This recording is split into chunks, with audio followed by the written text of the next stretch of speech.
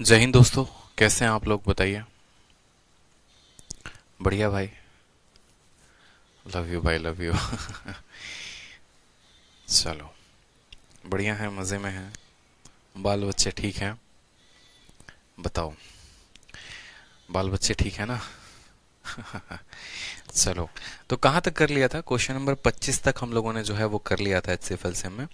और अभी जो है वो हमें बढ़ना है और आगे क्वेश्चंस को करना है, ठीक है।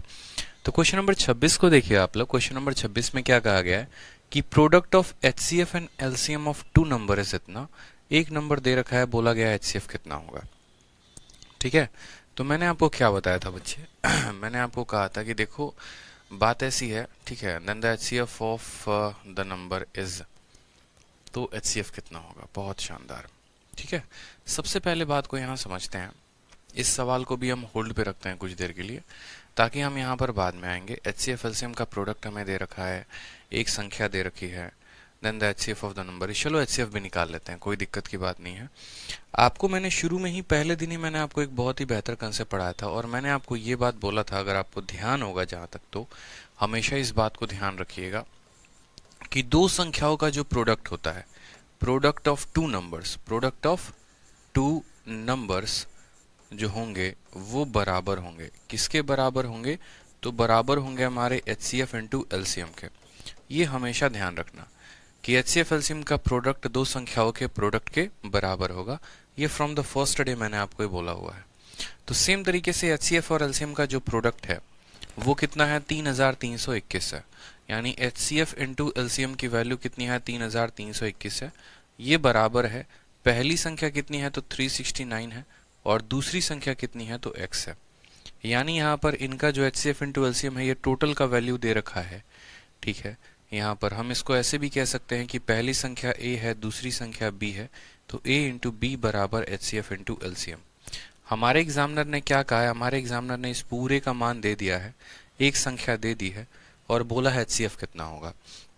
तो हमने कहा प्रोडक्ट ऑफ टू नंबर दिया गया है, ये पहली संख्या दी गई है, दूसरी निकाल लेते हैं। दूसरी संख्या कैसे निकालेंगे? तो इससे काटो। अगर आप इसको देखोगे तो यार 9 से यहाँ पर एक है, यानी इसका 9 गुना है। अगर आप देखोगे तो बोलोगे 9 गुना है सर, 9 9 जा 81 का 1, 8 हाथ में, ठीक है। 9 का 6 गुना कितना हुआ? 54, 54 और 8 कितना हुआ? 62 का 2 हाथ में 6, 9 त्रिके 27 और 6 33 हो गया। मतलब कितनी बार में कटा? तो बोलोगे 9 बार में। यानी अगर हम बात करेंगे तो पहली संख्या कितनी है? तो 369 है, और दूसरी संख्या कितनी है? तो बोलोगे सर दूसरी संख्या 9 है। और कहा गया है कि इन दोनों संख्याओं का जो HCF होगा वो कितना होगा, बताओ। तो बोलोगे सर इन दोनों संख्याओं का जो HCF होगा, ये HCF कितने के बराबर होगा? तो देखो कौन सी ऐसी संख्या है जो दोनों को काट रही है? तो बोलोगे 9 जो है वो दोनों को काट रहा है। यानी इन दोनों का जो HCF होगा वो कितना होगा मेरे भाई? Option number B for Baahubali. Option number B for Baahubali. VOD batch जिंदाबाद। जिंदाबाद है, जिंदाबाद था, और जिंदाबाद रहेगा। चलो आ जाओ। तो HCF पूछा गया है तो कितना बताएंगे? 9 बताएंगे।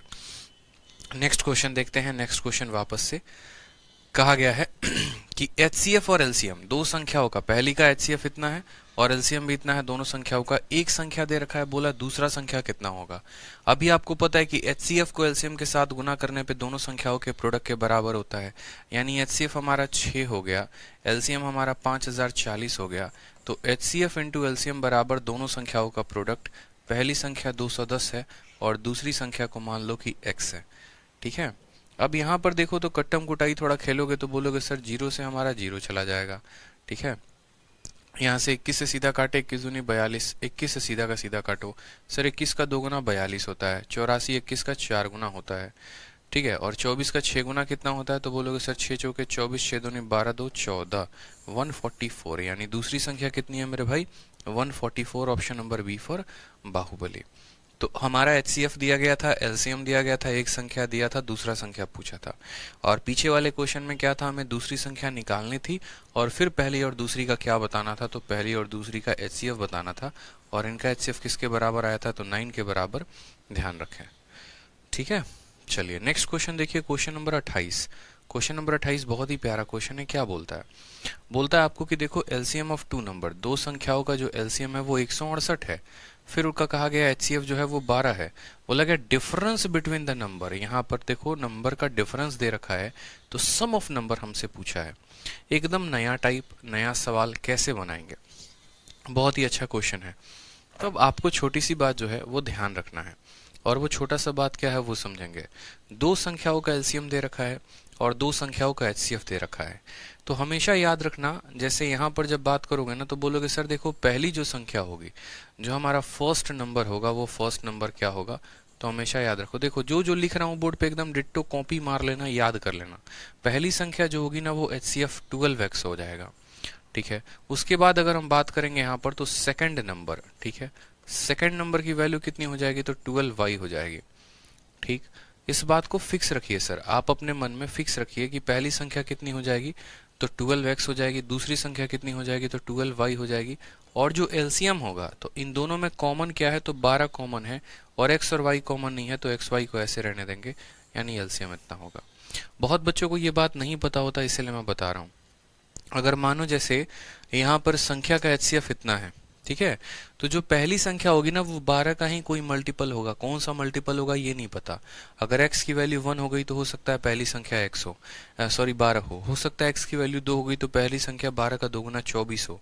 अगर 12 x की वैल्यू 3 हो गई तो हो सकता है पहली संख्या, मतलब मेरे कहने का मतलब है कि अगर दो संख्याएं हैं और उनमें जो सबसे छोटा वाला कॉमन, सबसे बड़ा वाला जो कॉमन फैक्टर है वो अगर 12 है तो वो दोनों संख्याएं 12 के मल्टीपल होंगे। जैसे मैंने कहा कि मानो 6 है और 18 है, तो इनका HCF कितना है तो 6 है, यानी ये भी 6 का मल्टीपल है, ये भी 6 का मल्टीपल है, ये 6 इंटू 1 है और ये 6 इंटू क्या है तो 3 है, यानी 6x 6y, ठीक है।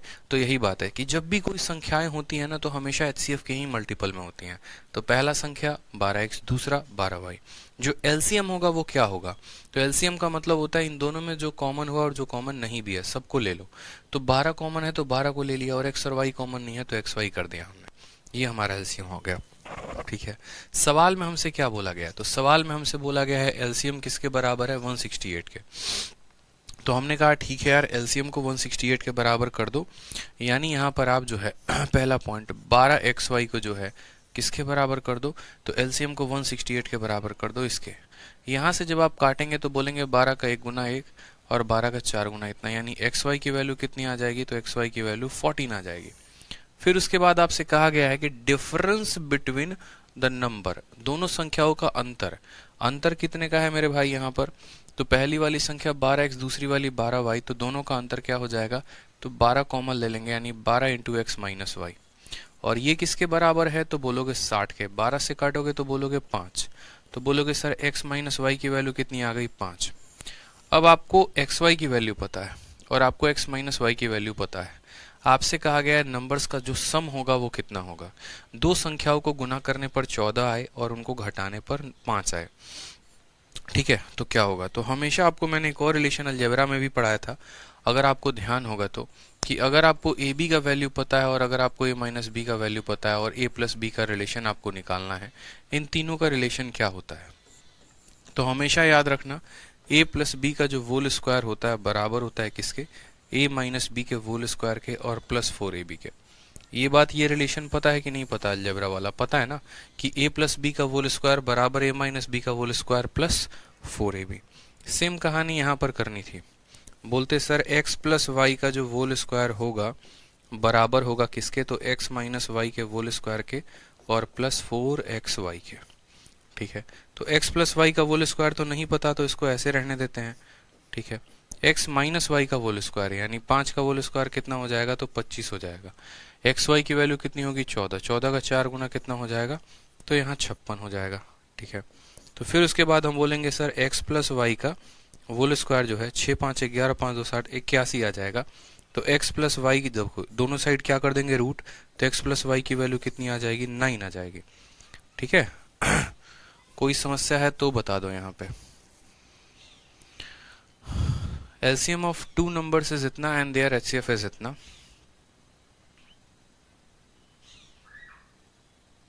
ठीक है। तो x प्लस वाई की वैल्यू कितनी आ जाएगी 9 आ जाएगी। What is the sum of numbers, इन संख्याओं का योग क्या ज्ञात करें, तो इन संख्याओं का जो योग होगा आपका आंसर 9 आएगा। पहला ऑप्शन को काट के 9 करो और इसको टिक कर लो, 9 जो आएगा वो करेक्ट आंसर आएगा। ठीक है। और बाकी यहाँ पर एक और चीज आप कर सकते हो कि आप अपने मन में भी मान ले सकते हो कि अगर हम x के जगह पे 7 रखते हैं और y के जगह पर 2 रखते हैं तो 7 को 2 से गुना करने पर 14 आ रहा है, 7 में से 2 घटाने पर 5 आ रहा है, तो 7 प्लस 2 की वैल्यू कितनी आएगी? 9 आएगी। ये हमारा करेक्ट आंसर हो गया। तो पहली संख्या 12x, दूसरी संख्या इतनी जो एलसीएम है, ठीक है, वो कहा गया है कि इन दो संख्याओं का जो एलसीएम है वो कितना है? 168 है। तो यहाँ से हमने एक्स वाई का मान निकाल दिया। डिफरेंस जो था वो 60 दिया गया था, तो x माइनस वाई की वैल्यू निकाल दी। x का मान 7, y का मान 2, तभी 14 और तभी 5, तो x प्लस वाई की वैल्यू 9 आनी चाहिए, कहीं पर नहीं है। ऑप्शन नंबर ए को काटेंगे और 9 बताएंगे। ठीक है, आ जाओ नेक्स्ट क्वेश्चन देखो। क्वेश्चन नंबर 29 में क्या बोला गया है? क्वेश्चन नंबर 29 में कहा गया है कि देखो दो संख्याओं का प्रोडक्ट है 6760, उनका एचसीएफ दे रखा है, तो बोला है how many such pair of number can be formed. और ऐसा ही क्वेश्चन हमने आपको क्वेश्चन नंबर 9 में जो है वो हमने रखवाया भी है। ठीक है, क्वेश्चन नंबर 9 जो है आपके लिए जो लेफ्ट करवाया था वो यही क्वेश्चन हमने करवाया था। हाँ, यहाँ पर पता है what is the sum of numbers ना पूछकर आपसे ये पूछा होता ना कि यहाँ पर जो है व्हाट इज द प्रोडक्ट। एक सेकंड दोस्तों रुक जाइए,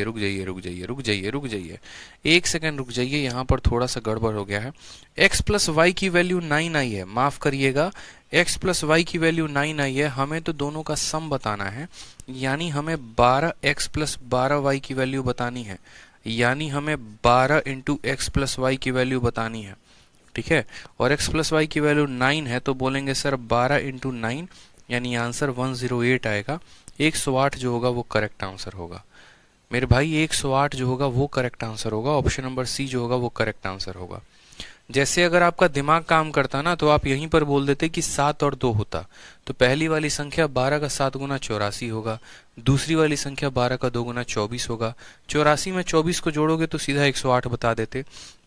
और नहीं तो यहाँ पर x प्लस वाई की वैल्यू 9 है, तो यहाँ से फिर बोलते कि दोनों का सम 12 इंटू एक्स प्लस वाई होगा।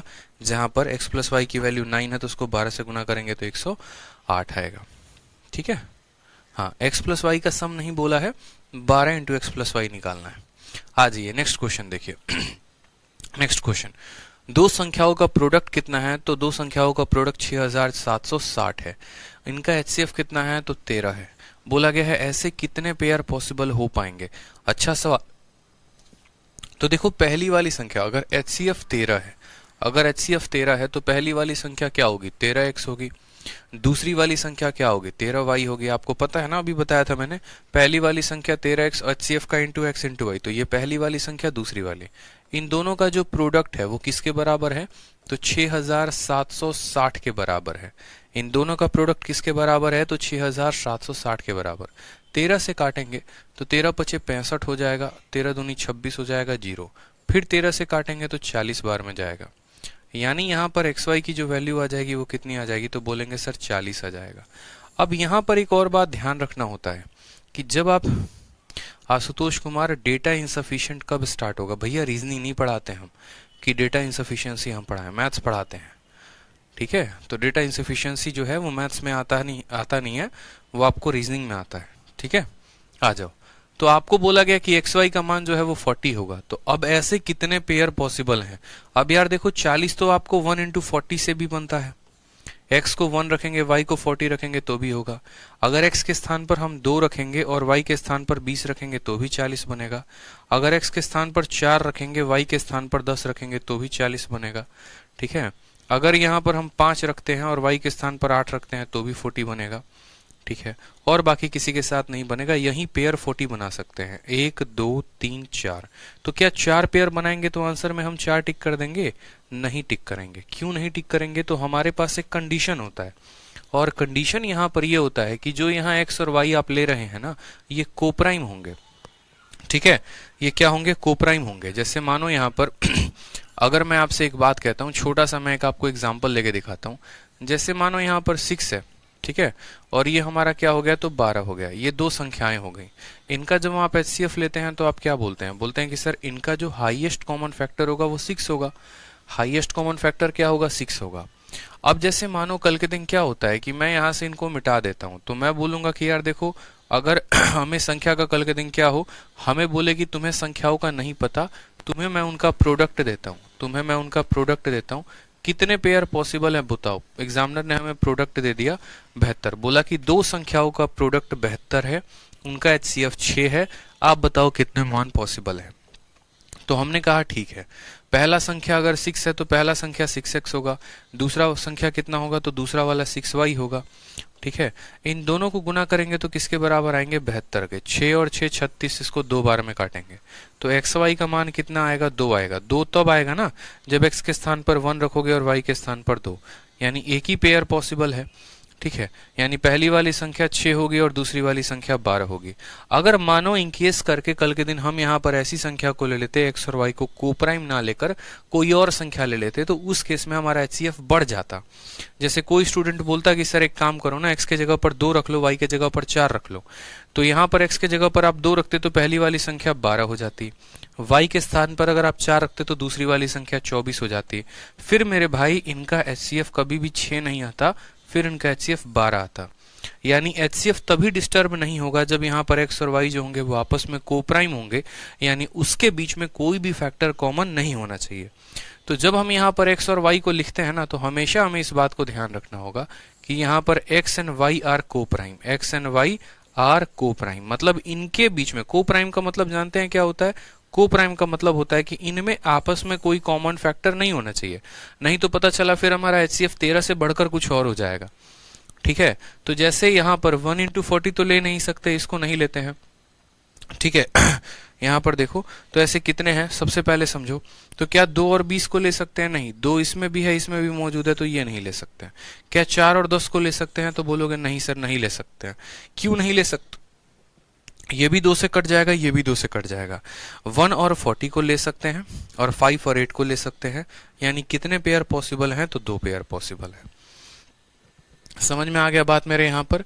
जैसे मानो x के स्थान पर 1 रखोगे तो पहली वाली संख्या 13 और दूसरी वाली संख्या 520, तो 520 को 13 से 7 गुना करने पर इतना आ जाएगा। या फिर x के स्थान पर 5 रखोगे तो पहली वाली संख्या 65 कहलाएगी और दूसरी वाली संख्या का 13 का 8 गुना होगा, उन दोनों को गुना करोगे तो इतना आएगा। तो ये जो सवाल था इसमें करना क्या होता था, आपका एग्जामिनर HCF देता है, प्रोडक्ट देता है। जैसे मानो उसने HCF दिया 13, तो बोलोगे पहली वाली संख्या 13x, दूसरी वाली संख्या 13y, इन दोनों का प्रोडक्ट निकाल दोगे, xy का मान आएगा। xy के जितने मान पॉसिबल होते हैं उनको बकायदा आप लिख दीजिए। उसके बाद देखिए कि ये दोनों जो है ना, ये दोनों पॉसिबल इसी नहीं है क्योंकि ये कोप्राइम नहीं है, ये कोप्राइम नहीं है, इसलिए इनको हम काट देंगे। इनको हम काटेंगे क्यों? क्योंकि दे आर नॉट कोप्राइम। जो कोप्राइम होंगे वही आंसर होगा। तो बोलेंगे सर ये कोप्राइम क्या है? नहीं है, नॉट कोप्राइम, नॉट कोप्राइम। तो बस जो कोप्राइम है यानी 2 पेयर कोप्राइम है, तो आंसर कितना होगा? 2 होगा। अब इसी तरीके से हम चलते हैं अपने क्वेश्चन नंबर 9 की तरफ, जो शुरू में मैंने आप लोगों के लिए छोड़ दिया था और मैंने कहा था बाद में कराएंगे। सवाल में कहा गया वापस से 2 संख्याओं का प्रोडक्ट, उनका HCF भी 13 दे रखा है, ऐसे कितने पेयर पॉसिबल है? सेम सवाल है, 2 जगह पर रिपीट हो गया था। ठीक है, तो ये अभी किसका रिपीट है? देखो सेम सवाल है, HCF 13 और 6760 रिपीट है ये। ठीक है, तो बोलेंगे ये रिपीट ऑफ 29, ये किसका रिपीट है? तो बोलेंगे सर रिपीट है, किसका है? तो क्वेश्चन नंबर 29 का है। रिपीट ऑफ क्वेश्चन नंबर 29 का ये रिपीट है, तो ध्यान रखिए। अब आ जाते हैं क्वेश्चन नंबर 29 के बाद क्या हो गया, ये क्वेश्चन नंबर 29 था, इसी का रिपीट वहां दिया गया था। अब क्वेश्चन नंबर 30 को देखो, हमेशा ऐसे कितने पेयर पूछेगा तो पहले हम क्या करेंगे, संख्याओं को निकालेंगे, उनके जितने पेयर पॉसिबल है सबको लिखेंगे, फिर उसमें जो कोप्राइम नहीं होंगे उनको काट देंगे। सवाल में कहा गया प्रोडक्ट ऑफ 2 नंबर, 2 संख्याओं का प्रोडक्ट दे रखा है, बोला गया है नंबर का HCF 37 होगा, तो बड़ा वाला संख्या कौन सा होगा? कोई दिक्कत की बात नहीं। ठीक है, हमसे कहा गया, तो देखो HCF अगर 37 है तो पहली वाली संख्या कितनी होगी? तो 37x होगी। दूसरी वाली संख्या कितनी होगी? तो 37y होगी कि नहीं होगी? तो बोलोगे हाँ सर, पहली वाली संख्या इतनी, दूसरी वाली संख्या इतनी, और दोनों का प्रोडक्ट कितना होगा? 6845, तो यहाँ लिख देंगे 6845। कोई समस्या की बात? ये पहली संख्या, दूसरी संख्या और ये दोनों का प्रोडक्ट। 37 से काटते हैं इसको, तो बोलेंगे सर 37 से एक बार में कटेगा। ठीक है, 6845 को आप काट लो, किससे काट लो? 37 से काट के देखो, तो बोलोगे सर एक बार में कट गया 37, 8 से 7 1 इतना 314। अब यहाँ पर वापस से देखोगे ना तो 37 का कितना गुना हो जाएगा? तो यहाँ पर 7 को किससे गुना करोगे? देखो 14 के करीब में हमें जाना है, 40 है, तो यहाँ पर 9 गुना हो जाएगा। 9 सते 63 का 3 हाथ में 6, 9 त्रिके 27, 6 33, नहीं 8 बार में जाएगा। ठीक है, 8 सते 56 का 6, 5 हाथ में 8 त्रिके 24 और 5 29 हो जाएगा। ठीक, 14 और 4 18 हो जाएगा हमारे यहाँ पे। ठीक है, 14 में से 6 गया 8, 10 में से 9 गया 1, ठीक है 18 और 85, और 37 का 5 गुना कितना हो जाएगा 85, यानी ये इसको 37 जो है कितनी बार में काटेगा, तो 37 इसको 185 बार में काटेगा, और फिर 37 इसको कितनी बार में काटेगा, तो 5 बार में काटेगा। ठीक है, यानी अगर हम बात करें यहाँ पर तो 37 इसको 185 बार में काटा, ये 37 इसको 5 बार में काटा, तो xy की वैल्यू कितनी आ गई मेरे भाई, 5 आ गई। जब xy की वैल्यू 5 आएगी तो एक ही पेयर पॉसिबल है। ठीक है, और वो कौन सा पेयर होगा, x का स्थान 1 लेना पड़ेगा और y का स्थान हमें 5 लेना पड़ेगा। यानी पहली वाली संख्या जो होगी वो क्या होगी, 37 इंटू 1 हो जाएगा, 37 इंटू 1 हो जाएगा, और जो दूसरी वाली संख्या होगी वो क्या होगी, 37 इंटू 5 हो जाएगा। 37 का 5 गुना कितना है, तो 185 है, और 37 का 1 गुना कितना है, तो 37 है। सवाल में बोला गया है बड़ा वाला नंबर कौन सा है, तो 37 का 5 गुना यानी 185 जो होगा वो क्या होगा, बड़ा वाला नंबर। ठीक है, और अगर हम बात करते हैं कि छोटा वाला नंबर कौन सा है, तो बोलेंगे सर छोटा वाला नंबर जो है वो 37 है। अगर बोलता दोनों का सम बताओ तो सम बता देते। ठीक है, ध्यान रखो। क्लियर हो गया, तो पहला संख्या आ गया, दूसरा संख्या आ गया, दोनों का जो प्रोडक्ट है वो हमें पता चल गया कितना हो गया, तो 6845। यहाँ से xy की वैल्यू निकाल दी 5, यानी तभी संभव है 1 इंटू 5 से। ठीक है भाई, क्लियर है, बता दो। चलो बहुत शानदार, आगे बढ़ते हैं, नेक्स्ट क्वेश्चन देखते हैं। क्वेश्चन नंबर 31 देखिए क्या कहा गया है। क्वेश्चन नंबर 31 में कहा गया है द हाईएस्ट कॉमन फैक्टर और लोएस्ट कॉमन मल्टीपल, मतलब HCF और LCM दो संख्याओं का P और Q का A और B है। ठीक है, P और Q नाम की दो संख्याएं हैं, उनका HCF कितना है, तो A है, और उनका LCM कितना है, तो B है। बोला गया यदि A प्लस B यानी HCF और LCM को जोड़ने पर उन दोनों संख्याओं के जोड़ के बराबर आता है, तो AQ प्लस BQ का जो मान होगा वो कितना होगा। बहुत ही शानदार सवाल है। अब देखो यहाँ पर ठीक है, अब देखोगे यहाँ पर ना, तो इस सवाल को करने के लिए जो है हमें पर्टिकुलर तरीके से बहुत फोकस करना पड़ेगा। या तो इस सवाल को करने के लिए हम क्या कर सकते हैं, वैल्यू का सहारा ले सकते हैं। जैसे मानो कि हमने जो है यहाँ पर कोई भी वैल्यू ले ली, लेकिन फिर वैल्यू हमें ऐसा लेना पड़ेगा जो इस कंडीशन को सेटिस्फाई करे। समझ में आ रहा है मेरी बात यहाँ पे, नहीं तो पता चलेगा कंडीशन सेटिस्फाई भी नहीं हुआ, काम भी खराब हो गया। तो हमने कहा चलो एक काम करते हैं, हमसे ए क्यूब प्लस बी क्यूब का मान पूछा है। ठीक है, हमसे किसका मान पूछा है, तो ए क्यूब और प्लस किसका मान पूछा है, तो बी क्यूब का। अब ए क्यूब प्लस बी क्यूब का जो फॉर्मूला होता है वो क्या होता है, तो बोलोगे सर ए प्लस बी इंटू ए प्लस बी का होल स्क्वायर और माइनस कितना हो जाएगा, तो बोलेंगे सर -3ab हो जाएगा। ये हमने पढ़ा हुआ है अच्छे से। ठीक है, तो a प्लस बी को क्या कहा गया, बोला गया यदि a प्लस बी जो है वो p प्लस क्यू के बराबर है। यदि a प्लस बी किसके बराबर है, p प्लस क्यू के बराबर है। ठीक है, a प्लस बी किसके बराबर है, तो बोलोगे सर p प्लस क्यू के बराबर है।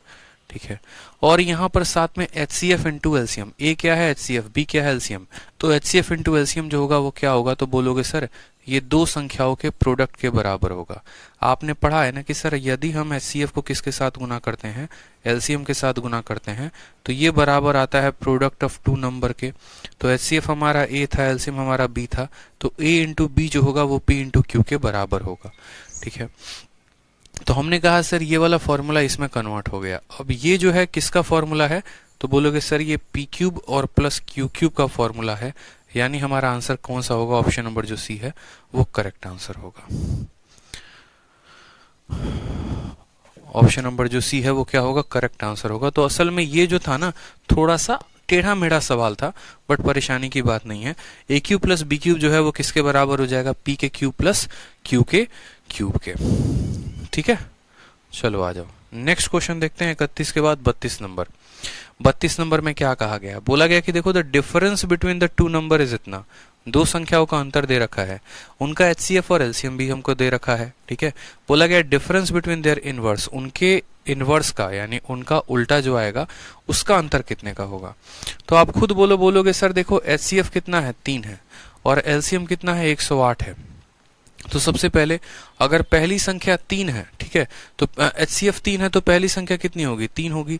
दूसरी संख्या कितनी होगी देखो HCF 3 है तो पहली संख्या 3x और दूसरी संख्या 3y, इन दोनों का जो अंतर आएगा वो कितना आएगा, तो 3 इंटू एक्स माइनस वाई, और वो किसके बराबर है, तो डिफरेंस 15 के बराबर है। तो बोलेंगे सर x माइनस वाई की जो वैल्यू है वो कितनी बार में कटी है, 5 बार में, तो x माइनस वाई की वैल्यू 5 हो जाएगी। ठीक है, फिर उसके बाद हमसे कहा गया है कि उनका एलसीएम 108 के बराबर है। तो आप बोलेंगे सर देखो पहली वाली संख्या जो है वो 3x है, ठीक है, पहली वाली संख्या 3x है, दूसरी वाली संख्या 3y है, इन दोनों का एलसीएम जो होगा वो 3xy हो जाएगा। 3 कॉमन है तो उठा के रख देंगे, x और y यहाँ लिख देंगे। तो 3xy का मान सवाल में कितना दे रखा है बताओ, तो 3xy का मान सवाल में हमें 108 दे रखा है, तो उसको लिख दिया। यहाँ से जब हम काटेंगे तो बोलेंगे सर यहाँ पर जो है 36 बार में कट रहा है, कितनी बार में कट रहा है, तो ये इसको 36 बार में काट रहा है, यानी xy की वैल्यू कितनी आ गई, तो xy की वैल्यू जो है हमारी 36 आ गई। अब हमें दो ऐसी संख्याओं को तलाश करना है जिनका अंतर 5 का हो और जिनको गुना करने पर क्या आ जाए, तो 36 आ जाए, यानी वो संख्या 9 और 4 है। 9 और 4 को घटाओगे ना तो 5 आएगा, और 9 चौके कितना आएगा, तो 36 आएगा। देखते इतना पता लग जाना चाहिए था मेरे भाई, देखते इतना पता लग जाना चाहिए था कि यहाँ पर x के स्थान पर हम कितना रखेंगे, 9 रखेंगे, और y के स्थान पर कितना रखेंगे, 4 रखेंगे, ताकि इनका अंतर 5 का हो जाए और इनका जो है प्रोडक्ट कितना का हो जाए, 36 का हो जाए। ठीक है,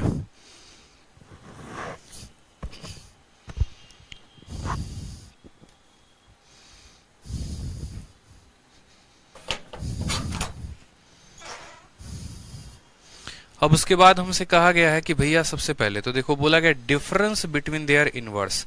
तो सबसे पहले पहली संख्या क्या होगी, तो पहली संख्या 3x होगी, यानी 9 का 3 गुना 27 हो जाएगा। दूसरी संख्या क्या होगी, तो 3y होगी, यानी 4 इंटू 3 12 हो जाएगा। बोला गया है इनके उल्टा का डिफरेंस बता दो, यानी 1/12 माइनस 1/27, इसकी वैल्यू कितनी होगी। इसका उल्टा और इसका उल्टा का बता दो वैल्यू, तो बोलोगे 27 माइनस 12, 27 में से 12 गया तो कितना आएगा, 15, 15/12 इंटू कितना हो जाएगा, तो 27। सॉल्व करो, 3 से आपका 4 बार में जाएगा, 3 से आपका 5 बार में जाएगा, तो बोलोगे 5 बटे यहाँ पर 108 is the correct answer. 5/108 option number B for Baahubali. तो सवाल जो है सवाल जो है वो क्या है, सवाल जो है आपका बढ़िया क्वेश्चन पूछा गया था, ठीक है, एमटीएस में पूछा गया था, लेकिन आपने देखा, आपने कहा सर डिफरेंस दिया गया था तो x माइनस वाई की वैल्यू आ गई, उसके बाद एलसीएम दिया गया था x y की वैल्यू आ गई, फिर x और y की वैल्यू अपने अनुसार हमने ले ली, यहाँ से पहली संख्या का मान पता चल गया, दूसरी संख्या का मान पता चल गया, और फिर उसके बाद हमसे क्या कहा गया था, फिर उसके बाद हमसे कहा गया था इनके इनवर्स का अंतर बताओ। तो पहले वाले का इनवर्स जो है उसका 1/27, दूसरे वाले का इनवर्स 1/12, और यहाँ पर इनका जो अंतर आएगा वो कितना आ जाएगा, 5/108 आ जाएगा। बहुत अच्छे। नेक्स्ट क्वेश्चन देखो, क्वेश्चन नंबर 33 प्यारा क्वेश्चन है। क्या बोलोगे, बोलोगे सर दो संख्याओं का HCF 21 है, उनका एलसीएम जो है 221 गुना उनके HCF के है। एक नंबर जो है वो 200 और 300 के बीच में है, तो बोला गया then the sum of digit of other number. बड़ा प्यारा सवाल। सबसे पहले HCF कितना है, 21 है, तो पहली संख्या क्या होगी, तो बोलोगे सर 21x होगा, और दूसरी संख्या क्या होगी, तो 21y होगी। प्रोडक्ट ऑफ टू नंबर बराबर HCF कितना है, तो 21 है, इंटू LCM। बोला गया ना, प्रोडक्ट ऑफ टू नंबर बराबर HCF इंटू LCM, और सवाल में कहा गया है जो आपका LCM है वो बराबर है 221 इंटू किसके, तो HCF के, यानी इतने के। तो आपका जो LCM है ना वो HCF का इतना गुना है, तो LCM के जगह पर ये मान रख देंगे, क्या रख देंगे, 2 से 21 का 21 गुना, 2 से 21 का कितना गुना, 21 गुना। अब यहाँ पर आप देखें तो बोलेंगे सर देखो 21 और 21 से हमारा 21 और 21 खत्म, यानी xy की वैल्यू कितनी आ जाएगी, तो xy की वैल्यू हमारी 221 आ जाएगी। अब ये जो 221 का निर्माण होता है ये कैसे होता है, 221 कैसे आता है बताओ, कौन सी ऐसी दो संख्याओं को गुना करने पर आएगा, बताओ यहाँ पे बोलो। 17 को 13 के साथ गुना करे तो आएगा, देखो 17 को जो है आप एक बार 13 के साथ गुना करो, 17 × 51 के 1 5 हाथ में, 17 कम 17 5 22, यानी 17 को 13 के साथ गुना करने पर कितना आता है, 221 आता है। यानी यहाँ पर जो है x का मान कितना होगा, तो 17, और y का मान कितना होगा, तो 13 होगा। सवाल में कहा गया if one of the number lies between इतना एंड इतना then the sum of digit of other number is. तो यहाँ पर सबसे पहली बात है कि पहले वाली संख्या की बात करते हैं। पहले वाला संख्या कितना होगा, तो 21 का 17 गुना, यानी पहली वाली संख्या 21 इंटू 17 होगी। दूसरी वाली संख्या की यहाँ पर बात करें तो बोलेंगे सर 21 का कितना गुना होगा, 13 गुना। क्योंकि xy का मान अगर इतना आया है तो xy ये तभी पॉसिबल है जब ये दोनों 17 और 13 हो और ये कोप्राइम हो, तो 17 और 13। तो पहली वाली संख्या क्या होगी, 21 का 17 गुना। दूसरी वाली संख्या क्या होगी, 21 का 13 गुना। इसको देखते हैं तो 17 एकम 17 का 7 हाथ में, एक 17 दूना 34 और एक 35, ठीक है। और इसको देखते हैं 13 एकम 13 का 3 हाथ में, एक 13 दूना 26 और एक हो जाएगा 27। बोला गया है कि यदि एक संख्या इन दोनों के बीच में है, यानी ये वाली संख्या है, तो जो इसके अलावा जो दूसरी वाली संख्या बच गई यानी ये संख्या, तो इसका सम ऑफ डिजिट क्या होगा।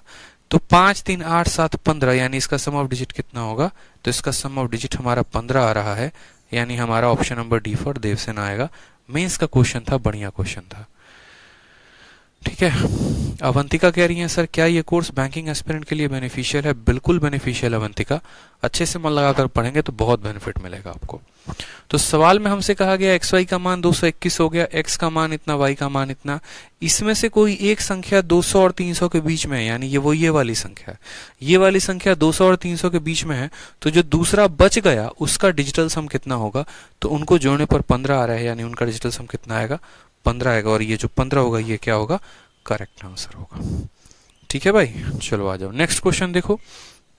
क्वेश्चन नंबर 34 आपसे क्या कहा है, बोला है कि देखो the LCM of two numbers x and y is 204 times their HCF, ठीक है। एलसीएम जो है 204 का 12 गुना है, ठीक है। HCF का 204 गुना है और HCF कितना दे रखा है, 12 दे रखा है। बोला है नंबर्स के बीच में जो डिफरेंस है वो कितना है, 60 है, तो x प्लस वाई की वैल्यू कितनी होगी। HCF आपका कितना है, 12। तो अगर आपका HCF 12 है तो पहली संख्या आपका 12x हो जाएगा, दूसरी संख्या 12y हो जाएगा, और दोनों का जो डिफरेंस है वो कितना है, 60 है। यानी 12 इंटू एक्स माइनस वाई की वैल्यू कितनी है, तो बोलेंगे 60 है। यहां से काटेंगे तो बोलेंगे सर x माइनस वाई का वैल्यू कितना आ गया, तो x माइनस वाई का वैल्यू हमारा 5 आ गया, ठीक है। उसके बाद हमसे यहाँ पर कहा गया है, समझिएगा, एलसीएम जो है, ठीक है, एलसीएम जो है यहाँ पे, ये जो एलसीएम है ये किसके बराबर है, तो बोला गया है 204 गुना है। और ये किसके है 204 गुना, तो बोलेंगे 204 गुना है HCF के, यानी 204 इंटू 12, ठीक है। तो हमने पढ़ा है कि दोनों संख्याओं का प्रोडक्ट, पहली वाली संख्या कितनी है मेरे भाई, तो पहली वाली संख्या 12x हो जाएगी आपकी, दूसरी वाली संख्या कितनी है, तो 12y है। तो दोनों संख्याओं का प्रोडक्ट बराबर एलसीएम HCF, ठीक है। यहाँ पर समझेंगे दोनों संख्याओं का जो प्रोडक्ट होगा, दोनों संख्याओं का जो प्रोडक्ट होगा, पहली वाली संख्या कितनी होगी, तो बोलेंगे सर 12x, दूसरी वाली कितनी होगी, तो 12y। इन दोनों का जो प्रोडक्ट होगा बराबर HCF, HCF 12 है, इनटू LCM, और LCM का मान कितना है, तो 204 इंटू 12। अभी ऐसा सॉल्व किया था हमने, ठीक है, कि product of two number is always equal to HCF into LCM, product of two number is always equal to HCF into पूरा का पूरा LCM। क्लियर हो गया ये बात। काटो यहाँ पर 12 से 12 और 12 खत्म, तो xy का मान कितना आ जाएगा, तो xy का मान 204 आ जाएगा। कोई समस्या की बात है तो बोलोगे नहीं सर।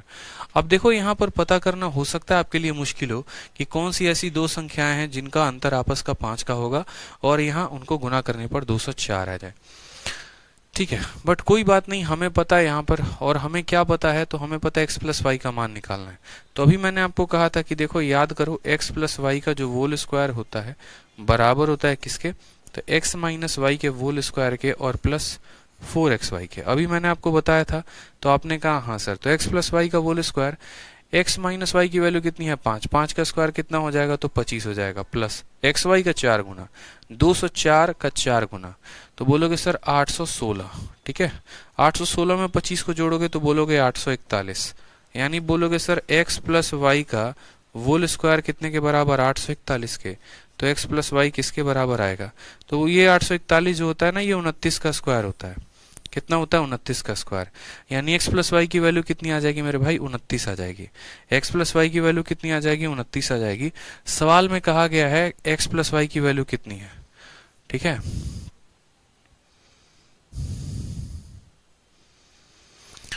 ओहो, यहाँ पर जो है ना, एक काम कर लो, सवाल में थोड़ा सा जो है वो परिवर्तन कर लो, ठीक है। सवाल में हमने वही मान लिया है जो हमें नहीं मानना था। एक काम कर लो, यहाँ पर जो है ना, कोई बात नहीं, कोई बात नहीं, सवाल में थोड़ा सा हम परिवर्तन करा देते हैं आप लोगों का।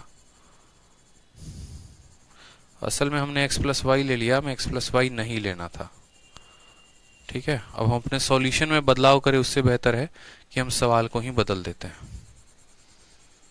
x प्लस वाई नहीं लेना था, दो अलग अलग संख्याएं हैं और वो संख्या क्या है, तो दो अलग अलग संख्या a और b है और हमसे कहा गया है a प्लस b का मान बताओ। a और b नाम की दो संख्याएं हैं और हमसे a प्लस b का मान पूछा गया है। तो हमसे यानी दोनों संख्याओं का सम पूछा गया है कि दोनों संख्याओं का जो सम होगा वो कितना होगा, दोनों संख्याओं का जो सम होगा वो कितना होगा। तो हमें पता है मेरे भाई पहली संख्या क्या होगी, तो 12 इंटू जो है देखो दोनों संख्याओं का सम का मतलब 12x प्लस 12y हमसे पूछा गया है, यानी यहाँ पर हमसे जो है 12 इंटू एक्स प्लस वाई पूछा गया है। यानी 12 इंटू कह सकते हैं x प्लस वाई का मान कितना है, 29 है, तो 29 किया गया है। यहाँ पर देखोगे तो 9 को 2 के साथ गुना करोगे तो इक्याई के स्थान पर 8 आएगा, यानी ऑप्शन नंबर 348 जो है वो क्या है, करेक्ट आंसर है option number D for Devasena. तो बहुत ही सिंपल क्वेश्चन था, दो संख्याओं का अंतर दे रखा था, ठीक है। फिर उसके बाद बोला गया था कि इनका जो प्रोडक्ट है, ठीक है, इसके बराबर है, तो x माइनस वाई की वैल्यू आ गई, एक्स वाई की वैल्यू आ गई, इसको सॉल्व किया तो x प्लस वाई की वैल्यू आ गई। दोनों का सम पूछा गया था, यानी 12 इंटू एक्स प्लस वाई की वैल्यू पूछी थी, तो 12 इंटू एक्स प्लस वाई की वैल्यू 12 इंटू 29 यानी 348 आएगा और वो करेक्ट आंसर होगा। ठीक है भाई, चलो आ जाओ नेक्स्ट क्वेश्चन। देखो क्या बोला गया है, बोला गया है दो संख्याओं का जो रेशियो है वो 4:7 है, उनका अगर एचसीएफ तुम्हारा इतना है तो सम ऑफ द नंबर क्या होगा। ठीक है, दो संख्याएं जो हैं यहाँ पर, टू नंबर जो है वो किस रेशियो में है, तो 4:7 में है। काम खत्म हो गया मेरे भाई, यहाँ पर इतना आसान क्वेश्चन बताओ, एचसीएफ जो है वो 26 है, तो सम ऑफ नंबर क्या होगा। देखो अगर आप इंडिविजुअली चाहते हो कि सीधा का सीधा हम सम बता दें, तो सम बराबर एचसीएफ कितना है, तो बोलोगे 26 है, और 26 को किसके साथ गुना कर दो, तो x प्लस वाई के साथ, अभी बताया था ना। ठीक है, जो सम होगा वो क्या होगा, तो सम बराबर याद रखो हमेशा, सम बराबर एचसीएफ इंटू को प्राइम का सम। देखो अभी जो आपने क्या निकाला था, यहाँ सम ही तो निकाला था, सम निकालने के लिए क्या है, 12 क्या है, तो 12 आपका एचसीएफ है। एचसीएफ को दोनों को प्राइम के सम के साथ गुना कर दोगे तो इनका टोटल सम निकल जाएगा। तो एचसीएफ को, ये दोनों को प्राइम है, देखो रेशियो बोले या को प्राइम बोले बात एक ही है। तो आप बोलेंगे सर 26 को हम x प्लस वाई के साथ गुना कर रहे हैं, यानी x प्लस वाई का मतलब वो रेशियो हो गया 7 और 4 11, 11 के साथ गुना करो तो 6 आ गया, 6 2 8 आ गया, 286 आ गया। तो 286 करेक्ट आंसर होगा। बाकी हम आपको डिटेल में भी समझा देते हैं कि असल में हुआ क्या है। देखो क्या होता है कि जो संख्याएं होती हैं, कोई भी संख्या होती है, जैसे मानो यहाँ पर मैं थोड़ा डिटेल में एक्सप्लेन करता हूँ आपको, तो आप समझ जाएंगे कि हाँ ये कहा क्या गया है। जैसे मानो कि कोई भी संख्या होती है, तो कोई भी संख्या क्या होता है, एचसीएफ का ही तो को प्राइम फैक्टर होता है। जैसे मानो यहाँ पर अगर हम बोले कि जो पहली वाली संख्या है इसको कैसे लिखते हो, तो बोलते हो सर एचसीएफ इंटू एक्स लिखते हैं। फिर उसके बाद जो दूसरी वाली संख्या आती है उसको क्या लिखते हो, तो बोलते हो सर एचसीएफ इंटू वाई लिखते हैं। और ये जो x और y होते हैं कोप्राइम होते हैं, कोप्राइम होते हैं मतलब ये रेशियो के सबसे सिंपलेस्ट फॉर्म होते हैं, ये रेशियो के सबसे सिंपलेस्ट फॉर्म होते हैं, मतलब इनसे और छोटा नहीं किया जा सकता, ना ही इनमें कोई भी कॉमन फैक्टर बचता है। ठीक है, अगर हम इन दोनों का सम लेते हैं, यानी पहले में हम दूसरे को जोड़ते हैं, तो ये क्या हो जाएगा, तो बोलेंगे सर इन दोनों को जोड़ेंगे तो HCF into x, HCF into y, यानी HCF into x plus y. यही तो होता है मेरे भाई बात यहाँ पे। इन दोनों को जोड़ोगे तो HCF into x plus Y, दोनों को घटाओगे तो HCF into X minus Y. HCF सवाल में कितना दे रखा था, तो 26 दे रखा था। और ये एक्स और वाई क्या होते हैं, तो अगर बोल रखा है कि इनके कोप्राइम नंबर इतने और इतने हैं तो ठीक है, और अगर नहीं बोलेगा तो ये वही होंगे जो रेशियो में दिया गया होगा, यानी 4 और 7। ठीक है, 4 और 7, तो यहाँ पर x का मान कितना हो जाएगा 4 और y का मान कितना हो जाएगा 7, यानी बोलेंगे C। ठीक है, और 7 और 4 11, यानी इसको सॉल्व करोगे तो बोलोगे सर 286 जो आएगा वो क्या आएगा, करेक्ट हो जाएगा, इतना आंसर होगा। तो ये असल में पीछे का रीजन ये था कि पहली संख्या एचसीएफ का x गुना, दूसरी संख्या एचसीएफ का y गुना, जहां पर x और y रेशियो में होते हैं या कह सकते हो कोप्राइम होते हैं। कोप्राइम नंबर में भी तो रेशियो होता है, कोई कॉमन फैक्टर तो होता नहीं है। कोप्राइम नंबर क्या होता है, कोप्राइम नंबर वो होता है जिनमें कोई कॉमन फैक्टर नहीं है। क्या इनके में कोई भी कॉमन फैक्टर है, तो नहीं सर नहीं है, मतलब यही कोप्राइम नंबर्स थे। x का मान 4 था, y का मान 7 था, रखा और आंसर आ गया। तो चलो क्वेश्चन नंबर 36 देखो जरा। 36 में भी सेम कहानी आपसे कही गई है कि दो संख्याएं जो हैं, ठीक है, दो संख्याएं जो हैं वो रेशियो में है, और किस रेशियो में, तो 6 और 11 में। अगर बोला गया यहाँ पर कि एचसीएफ 28 है तो सम ऑफ नंबर क्या होगा। क्या होगा?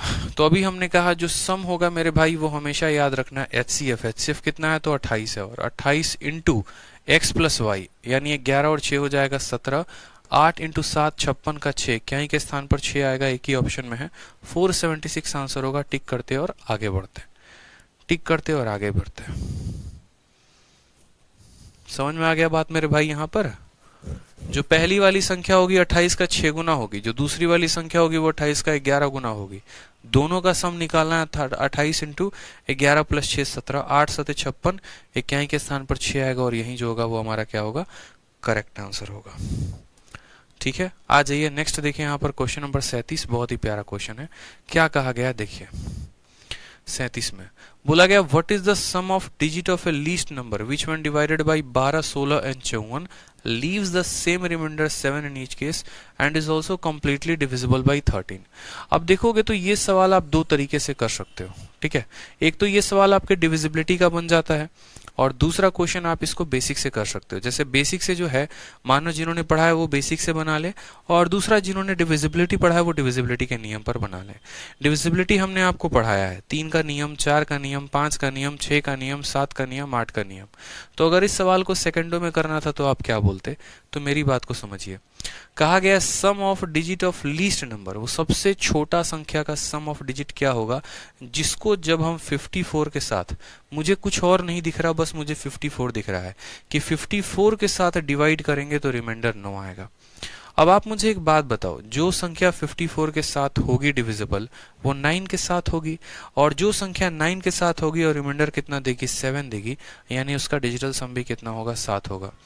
जैसे मानो कि मैंने आपसे एक बात कहा, मैंने कहा यार ये 16 है ना, इसको जब हम 9 के साथ डिवाइड करते हैं तो रिमाइंडर 7 देता है कि नहीं है? तो बोलो हाँ।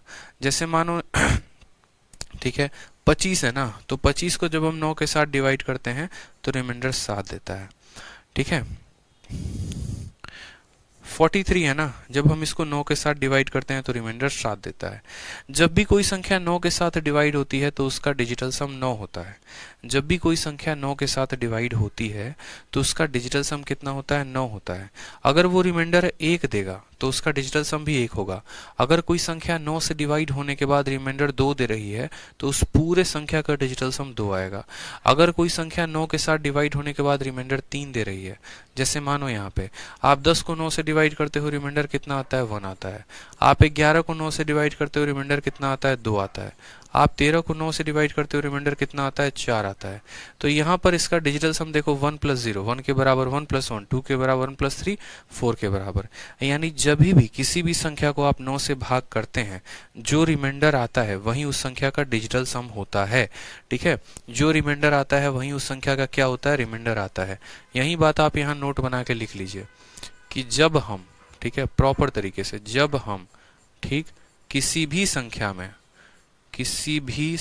में, यही बात यहाँ सीखना था आपको और कुछ नहीं, कि जब हम किसी भी संख्या में 9, ठीक है, 9 से भाग लगाते हैं, 9 से भाग लगाते हैं और जो रिमाइंडर आता है, और जो रिमाइंडर आता है, जो रिमाइंडर आता है वही उस संख्या का डिजिटल सम होता है। वही उस संख्या का क्या होता है? डिजिटल सम होता है। वही उस संख्या का डिजिटल सम होता है। जो भी रिमाइंडर आएगा ना मेरे भाई, जो भी रिमाइंडर आएगा वही उस संख्या का डिजिटल सम कहलाएगा। तो मैंने कहा यार कोई संख्या है जिसको 54 से भाग करने पर रिमाइंडर 7 आ रहा है, तो उसको 9 से भी भाग करने पर रिमाइंडर 7 आएगा। तो बोलोगे हाँ सर, उसको 9 से भी भाग करेंगे तो रिमाइंडर 7 आएगा, यानी उस संख्या का डिजिटल सम कितना होना चाहिए? 7 होना चाहिए। इसका डिजिटल सम 6 + 3 9 है, इसका 9 है, इसका कितना है? तो इसका भी 9 है, और इसका कितना है? 7 है। यानी जो रिमाइंडर होगा वही डिजिटल सम होगा, जो रिमाइंडर होगा वही डिजिटल सम होगा। तो ऑप्शन नंबर जो बी आएगा वो क्या आएगा? करेक्ट आंसर आएगा। सिंपल बात, नो बकवास। ठीक है, समझ में आ गया बात भाई यहाँ पे कि कि what is the sum of, अब इतना कुछ करना ही नहीं था, बेसिक से आज के समय में नहीं करना है कि पहले हम एक संख्या को पता करें, फिर हम देखें कि अच्छा हम उसको 12 से डिवाइड करते हैं, 16 से करते हैं, 54 से करते हैं, तो यहाँ पर जो है रिमाइंडर 7 आएगा, फिर उसके डिविजिबिलिटी को 13 में चेक करें। इतना फुर्सत किसी के पास नहीं है। छोटी छोटी चीज़ों को ध्यान में देना है कि भैया इनसे डिवाइड करने पर रिमाइंडर 7 आना चाहिए, ठीक है, यानी 9 से डिवाइड होने पर भी 7 आना चाहिए, और 9 से डिवाइड होने पर जो रिमाइंडर होता है वही उस संख्या का डिजिटल सम कहलाता है। तो 9 से डिवाइड होने पर रिमाइंडर 7 आ रहा है, यानी संख्या का डिजिटल सम कितना होगा, तो 7 होगा। चलो आ जाओ नेक्स्ट क्वेश्चन देखो, 38 नंबर सवाल, भौकाल बवाल। बिल्कुल, सवाल में क्या बोला है, सेम तरीके से सवाल एक और पूछा गया है सीपीओ में, what is the sum of digit of least number which one divided by 15, 18 and 42। अब देखो 15 भी है, 18 भी है और 42 भी है, तो मैं हमेशा 9 को खोजने की कोशिश करता हूं क्योंकि 9 का नियम लगाना आसान होता है। तो हमने कहा जो संख्या 18 से कटेगी और रिमाइंडर कितना देगी, 8 देगी, बस मुझे इतना देखना था कि वो जो भी संख्या होगी ना वो 18 से कटने के बाद रिमाइंडर 8 देने वाली है, यानी वो 9 से भी कटेगा तो रिमाइंडर कितना होगा, 8 होगा। बताओ, ठीक है सर वो संख्या 13 से भी डिवाइड होना चाहिए, भैया मैं मान रहा हूं कि वो संख्या 13 से डिवाइड होना चाहिए, इसमें मैं आपको मना नहीं कर रहा राहुल सिंह की वो संख्या 13 से डिवाइड होगी या नहीं होगी, एकदम होगी, 200%, 2000% होगी, लेकिन हमें इसमें जाना ही नहीं है, हमें इसको सॉल्व ही नहीं करना है, हमें इस पॉइंट को कैच ही नहीं करना। आप बेसिक से कर लीजिए बैठ के, फुर्सत है आपके पास। तो जैसे बोलिया गया है ना यहाँ पर कि sum of digit of least number, वह सबसे छोटी संख्या जिसको हम 15, 18 और 42 से डिवाइड करें तो रिमाइंडर 8 दे, यानी 9 से भी डिवाइड करने पर रिमाइंडर 8 दे, और 9 से डिवाइड करने पर जितना रिमाइंडर होता है वही उस संख्या का डिजिटल सम कहलाता है। यानी अगर रिमाइंडर 8 है तो उस संख्या का डिजिटल सम भी 8 होगा, इसका डिजिटल सम 7 है तो ये नहीं होगा, इसका डिजिटल सम 4 है तो ये नहीं होगा, इसका डिजिटल सम 8 है, यानी option number D for Devasena ही आंसर होगा। ठीक है, तो वही बात आपसे कहा गया है कि जो भी संख्या होगी, ठीक है, उसको जब हम यहाँ पर 15, 18 या 42 से भाग करेंगे तो रिमाइंडर 8 आएगा, यानी option number D for Devasena है। बाकी फिर भी अगर आप बेसिक से करना चाहते हैं तो आप 1 सेकंड का तरीका ना अपना के अगर आप बेसिक से करना चाहते हैं तो आप बेसिक से कर सकते हैं। सबसे पहली बात आपको कहा गया, देखो क्वेश्चन नंबर 38 का बेसिक बता दे रहे हैं, उसी आधार पर क्वेश्चन नंबर 37 भी आप कर सकते हो, दोनों सेम तरह के सवाल हैं। बोला गया sum of digit of least number, सबसे छोटी संख्या जो 15, 18 और 42 से भाग करने पर रिमाइंडर 8 दे और साथ में वो संख्या 13 से भी डिविजिबल हो। तो सबसे पहले 15, 18 और 42 का क्या निकाल देते हैं, एलसीएम। एलसीएम किसका निकालना पड़ेगा, एक ऐसी संख्या जो 15, 18 और 42 से कट जाए, यानी एलसीएम आएगा 15, 18 और 42 का। तो निकालो भाई मेरे, यहाँ पर कैसे निकालोगे, तो बोलोगे सर देखो यहाँ 15 जो है वो क्या है, तो 15 जो है वो हमारा 3 × 5 है। 18 जो है वो क्या है, तो बोलेंगे सर 3 × ठीक है 18 जो हो गया वो कितना हो गया 9 × 2, यानी 3 का स्क्वायर इंटू 2 है। और 42 जो हो गया वो 7 × 6 हो गया। 7 को कैसे लिखते हैं, 3 × 2, 6, 6 × 7। अगर हम इनके एलसीएम की बात करें तो यहाँ पर 3 का सबसे बड़ा पावर कितना है, तो 3 स्क्वायर है। 2 का सबसे बड़ा पावर कितना है, तो 2 है, इंटू 5 है और इंटू यहाँ 7 है। 7 × 5 = 35, दूनी 70, 70 × 9, ठीक है, ठीक है 70 × 9, तो बोलेंगे सर 9 × 7 = 63, यानी इनका एलसीएम कितना आएगा, तो 630 आएगा। ठीक है, अब हमसे यहाँ पर कहा गया है कि what is the sum of digit of least number which when divided by इतना एंड इज आल्सो, ठीक है, रिमाइंडर भी 8 देगा और डिविजिबिलिटी भी किससे होगी, तो 13 से। यानी जो भी हमारा संख्या होगा ना, ठीक है, जो भी हमारा संख्या होगा, जो भी हमारा नंबर होगा, वो पता है किस फॉर्मेट में होगा, जो भी हमारा नंबर होगा ना वो 630 का मल्टीपल होगा, 630 का मल्टीपल होगा और उसमें 8 ज्यादा होगा, 630n + 8। ऐसे सवालों में जब भी हमें दिया जाए, ऐसे सवालों में जब भी हमें दिया जाए तो सबसे पहले जो संख्याएं बोली गई होती हैं, सेम रिमाइंडर के केस में जो भी संख्या बोली गई होती है, क्या करते हैं, उनका एलसीएम निकालते हैं। एलसीएम आ गया तो जो हमारा नंबर होता है ना वो इसी के मल्टीपल से 8 ज्यादा होता है। क्यों, क्योंकि उसको हर बार 8 का रिमाइंडर छोड़ना है, हर बार 8 रिमाइंडर बचा के रखना है, यानी इसके मल्टीपल से 8 ज्यादा। बहुत बच्चे क्या करते हैं, 630 में 8 जोड़ के 638 बोल देते हैं। 638 इसीलिए नहीं हो सकता है क्योंकि आपका एग्जामिनर बाद में एक और लाइन ऐड कर दिया और उसने कहा है कि भैया ये जो संख्या होगी वो 13 से भी कटेगी। अब 13 से कटेगी तो यहाँ पर n का मान रखते जाओ और देखते जाओ 13 से किस पे कट रहा है, ठीक है। तो जैसे मानो जब हमने n की वैल्यू को 1 रखा, तो n की वैल्यू को 1 रखा तो 630 प्लस 8 कितना हो गया, यानी 638। क्या 638 आपका 13 से कट रहा है? तो बोलोगे सर 13 का 4 गुना 52। देखो 638 आ गया ना, 638 को 13 से काटा, 13 का 4 गुना 52, 118। और 118 को इसको काट के देखो तो 13 नवा 117 होता है। कटा? तो बोलोगे नहीं सर नहीं कटा है। कटा है मेरे भाई? नहीं कटा है। चलो यहाँ पे उसके बाद n के जगह पर 2 रखा आपने, तो ऐसे n के जगह पर कितना रखोगे? तो सबसे बढ़िया यहाँ पर देखो, इसको डिवाइड करो, 630 को डिवाइड करो। सबसे पहले 630 को डिवाइड करो। किससे डिवाइड करो? बोला गया है 13 से। तो 630 को आप जब 13 से करते हैं तो आपने कहा सर 13 चौके कितना हो गया था? तो 52 हो गया था। यहाँ पर 110, फिर 13, ठीक है, 0 आया था। 13 अठे कितना हो गया था? तो 13 का 8 गुना 104 हो गया था। रिमाइंडर कितना आ रहा था? 6 आ रहा था। 630 को किया था ना 13 चौके 52, 110, 6 आया था। यहाँ रिमाइंडर कितना आया था? 6 आया था। ठीक है। जब n की वैल्यू को 1 रख रहे थे तो 6 प्लस 8 यानी 14 हो रहा था, तो वो नहीं कटता। अगर हम n के वैल्यू को यहाँ पर 2 रखते हैं, n को यहाँ 2 रखते हैं, तो 6 का 2 गुना 12 और 12 प्लस 8 20, ये भी नहीं कटेगा। अगर हम यहाँ पर n की वैल्यू को 3 रखते हैं तो 6 का 3 गुना 18 आ जाएगा और यहाँ से 8 आ जाएगा, 18 8 26। क्या 26 13 से कटता है? तो बोलोगे हाँ सर कटता है। यानी आपको जो है यहाँ पर n की वैल्यू कितनी रखनी है? तो बोलोगे सर n की वैल्यू को हमें जो है वो 3 रखना है। तो उस केस में n की वैल्यू को जब 3 रखोगे तो ये जो नंबर है किसके बराबर हो जाएगा? तो 630 इंटू 3 प्लस 8 हो जाएगा। यानी जो नंबर आएगा वो कितना आएगा? 3 3 के 9, 6 3 के 18, ठीक है, 1898 आ जाएगा। कितना आ जाएगा? 1898। और इसका जब आप डिजिटल सम निकालोगे, टीएस निकालोगे, तो खुद देखो 9 और 1 10, 18 8 26, यानी इसका डिजिटल सम कितना आ जाएगा? तो 26 आ जाएगा। और इस आधार पर आप जाकर तब 26 टिक करोगे। तो ऐसे सवालों में क्या होता है, पहले इनका एलसीएम निकालना होता है, फिर जो संख्या होती है वो इसी के मल्टीपल से 8 ज़्यादा होती है। जब इसको हमने 13 से डिवाइड किया था तो रिमाइंडर 6 आ रहा था, यानी n की वैल्यू जब 1 थी तो रिमाइंडर 6 था। तो 6 प्लस 8 14, 14 तो 13 से कटता नहीं है। फिर n की वैल्यू 2 रखी तो 6 का भी 2 गुना हो गया 12, 12 8 20, वो भी नहीं कटता है। फिर n की वैल्यू 3 रखी तो 6 का 3 गुना 18, 18 8 26, यानी कट जा रहा है। तो n की वैल्यू 3 होगी, यानी जो संख्या होगा इसके 3 गुने से 8 ज़्यादा होगा, यानी 1898 होगा। और 1898 का डिजिटल सम पूछा है। ठीक है। तो हर्षिता दुबे कहती हैं सर अगर यहाँ पर 9 का मल्टीपल ना हो तो कैसे चेक करेंगे? चलिए हर्षिता हम एक और एग्जांपल दे देते हैं कि अगर मान लीजिए कि यहाँ पर ऑप्शन नंबर बी ऐसे ना होकर 17 होता, इसका भी डिजिटल सम 8 आता और इसका भी डिजिटल सम 8 आता, उस केस में कैसे चेक करते हैं?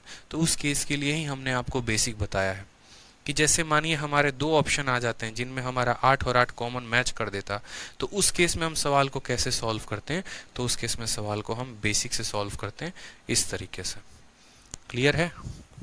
2 ऑप्शंस के डिजिटल सम 8 होते या फिर 8 का डिविजिबिलिटी 18 का हम चेक ही नहीं कर पाते, तो इसीलिए मैंने आपसे क्या कहा? इसीलिए मैंने आपसे कहा कि आप बेसिक से भी इसको बना सकते हैं। समझ में आ गया बात? यहाँ पे क्वेश्चन नंबर 38 बता दिया, बेसिक से 37 से आप खुद बना लेंगे। क्लियर है? आ जाओ क्वेश्चन नंबर 39। देखो सेम तरीके से, sum of digit of least number which one divided by 15 25 और 27। हर जगह रिमाइंडर कितने का देता है? 9 का। और कंप्लीटली डिविजिबल किससे है? तो 11 से। मैंने कहा देखो 2 तरह के बच्चे होते हैं धरती पे, ठीक है। एक वो होंगे जो इसको बेसिक से बनाने जाएंगे, 15 का 25 का 27 का एलसीएम लेंगे, फिर उसके बाद उसके मल्टीपल से 9 ज़्यादा करेंगे, फिर n की वैल्यू रखकर देखेंगे अच्छा किस पे 11 से कट रहा है, फिर संख्या निकालेंगे। दूसरा वाला बच्चा जो है ना एकदम चील का आंख रखे होगा, बोलेगा यार 9 वाला कहानी खोजो। तो 27 से भाग करने पर रिमाइंडर 9 आता है, ठीक है। 27 से भाग करने पर रिमाइंडर 9 आता है, यानी ऐसा कह सकते हैं 9 से भाग करने पर रिमाइंडर 9 आता है, यानी जो भी रिमाइंडर होगा वही उस संख्या का क्या होगा? डिजिटल सम होगा। तो यहाँ पर देखो तो डिजिटल सम 2 है, यहाँ देखोगे तो डिजिटल सम 9 है, यहाँ देखोगे तो डिजिटल सम 8 है और यहाँ देखोगे तो डिजिटल सम 10 है। और मैं ये सवाल आपको इसीलिए करवा रहा हूँ ताकि देखो कि ये सवाल प्रीवियस ईयर के हैं, ऐसा नहीं है कि हमने ऑप्शन सेट किया है।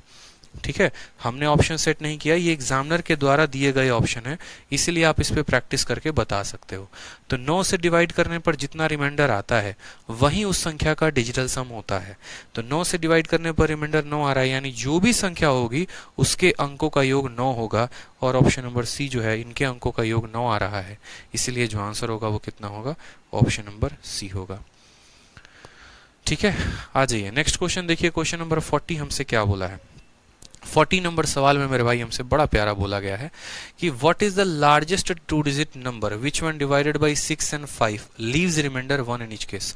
सबसे बड़ा 2 अंकों का संख्या, सबसे बड़ा, ठीक है, 2 अंकों का संख्या जिसको जब हम 5 के साथ या 6 के साथ डिवाइड करें तो रिमाइंडर 1 देता है।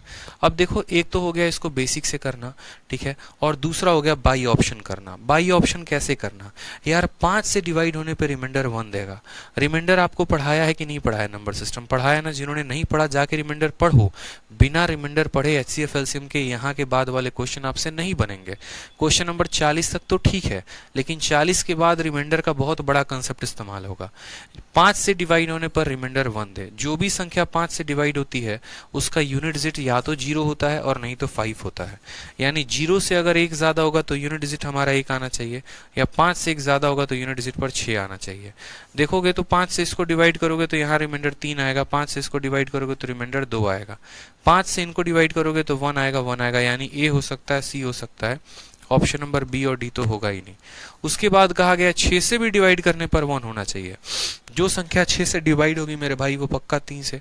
तो देखो यहाँ पे बोलोगे सर 6 से डिवाइड होने पे ये भी 1 दे रहा है, 6 से डिवाइड होने पे ये भी 1 दे रहा है, ठीक है, तो ये भी 6 से डिविजिबल है, ये भी 6 से डिविजिबल है, ये 5 से, देखो 6 से डिवाइड होने पे रिमाइंडर 1, 6 से डिवाइड होने पे रिमाइंडर 1, 5 से डिवाइड होने पे रिमाइंडर 1, 5 से डिवाइड होने पे रिमाइंडर 1।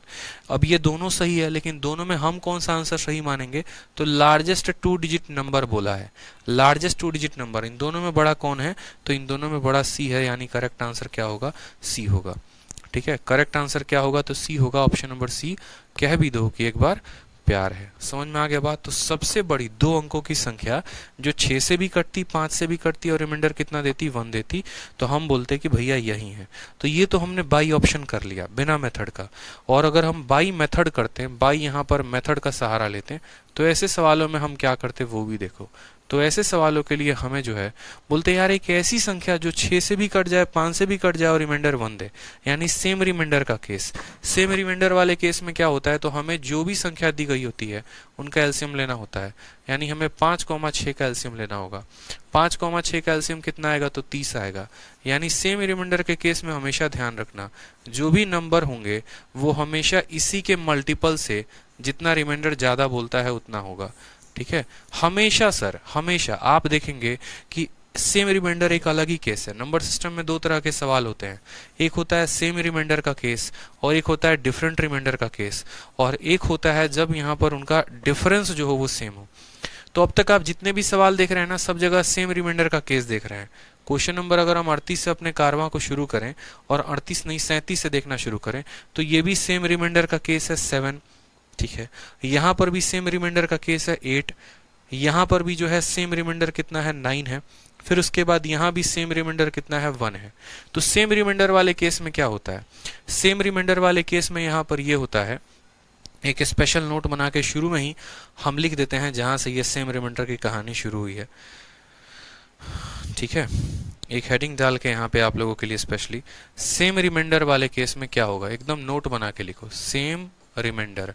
सेम रिमाइंडर के केस में बस एक ही बात ध्यान रखना है, जैसे मैंने मानो कहा, ठीक है, जैसे मानो मैंने कहा कि मेरे भाई एक संख्या है n नाम की, कोई भी संख्या एक, ठीक है, और ये n नाम की संख्या को क्या करते हैं, ये n नाम की संख्या जो है, या मानो k नाम की कोई संख्या है, ये k जो है ना, ये a से भी कट जाता है, b से भी कट जाता है, c से भी कट जाता है, और हर जगह पर सेम रिमाइंडर देगा। और सेम रिमाइंडर कितना देगा, r देगा। हर जगह ये कितना देगा, सेम रिमाइंडर कितना देगा मेरे भाई, तो r देगा। तो ये जो संख्या होगा ये क्या होगा, यानी ये जो k होगा ये क्या होगा, तो सीधी सी बात है, ये जो k होगा ना, यहाँ एलसीएम होगा किसका, तो a, b, c का, और इससे कितना ज्यादा होगा, तो इससे r ज्यादा होगा। ठीक है, k जो होगा ना, इन संख्याओं का एलसीएम होगा और उससे r ज्यादा। यानी जैसे मैं कहूं कि कोई संख्या 2 से, 3 से, 5 से, कटने के बाद रिमाइंडर जो है वो 1 देता है, तो क्या होगा वो संख्या, 2 3 5 का एलसीएम लेना होगा और वो रिमाइंडर को जोड़ देना होगा। ठीक है, तो यही होता है। सेम कंसेप्ट हमने यहाँ पर भी लगाया कि हमने जो है इनका इनका इनका एलसीएम लिया और उसमें 8 जोड़ दिया। लेकिन जब उस संख्या को कुछ और मल्टीपल बनाना होता है या किसी और के करीब में लेके जाना होता है, जैसे इसको जो है 4 अंकों की सबसे बड़ी संख्या बनानी है, तो हम 630 प्लस 8 638 में गुना नहीं लगाते हैं, हम 630 का मल्टीपल करते हैं और लास्ट में 8 जोड़ देते हैं, क्योंकि रिमाइंडर कभी भी लास्ट में जोड़ा जाता है। बहुत बच्चे क्या करते हैं, 630 में 8 को जोड़ देंगे और 638 का गुना करते रहेंगे, 638 का मल्टीपल ढूंढते रहेंगे, और ये इनकी सबसे बड़ी गलती होती है। ठीक है,